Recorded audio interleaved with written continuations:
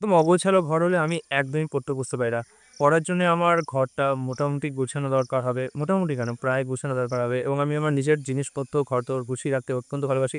কারণ অগোছালো ঘর হলে আমার কেমন একটা অস্বস্তি হয় এবং আমি চেষ্টা করি সময়টাকে গুছিয়ে রাখার। আমি সাধারণত যখন পড়তে বসি কোনো গল্পের বই বা কোনো, এখন অবশ্য গল্পের বই অত পড়া হয় না, বাট আধ্যাত্মিক বই, তখন আমি স্নান করে নেওয়ার চেষ্টা করি। কারণ স্নান করে নিলে বেশ ভালো একটা ফ্রেশনেস পাওয়া যায়।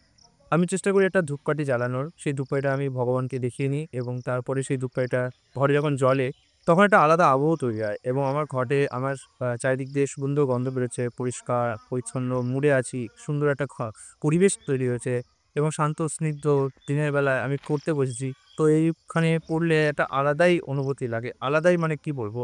মনটা যেন ফ্রেশ হয়ে যায় এবং মনে হয় যেন সত্যিই কোনো জায়গাটা খুব সুন্দর এবং পড়ার মধ্যে তখন আমি এমন ডিপলি ডুবে যাই যে কখনো, কখনো যদি কেউ ডাকেও না আমাকে যে, "খেতে আয়" বা "এই কর" বা "কিছু করে দে", আমি না খেয়ালই করতে পারি না এবং আমার সাথে অনেকবার এরকম হয়েছে যে দেখা গেছে যে মা খেতে ডাকছে কিন্তু আমার খেয়ালই নেই। আমি বলছি, "তুমি ডাকছিলে, আমি শুনতে পাইনি।"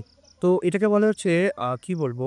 ক্যাল নিউপোর্টের একটা বই ছিল, সে বইতে লেখা ছিল, এটাকে বলা হচ্ছে ডিপ, মানে কোনো কিছুর মধ্যে এত গভীরে ঢুকে যাওয়া যে বাইরের কোনো কিছু খেয়াল থাকে না। অনেক সময় আপনারা কাহিনী শুনেছেন যে কোনো বিজ্ঞানী বা কোনো আবিষ্কারক বা কোনো প্রতিভাধর ব্যক্তি কাজ করতে, করতে এত হারিয়ে গেছে যে নাওয়া খাওয়া ভুলে গেছে। তখন ১ম পড়ে মনে হতো যে এটা হয়তো অতটাও সত্যি নয়, এক্সাজারেটেড করা।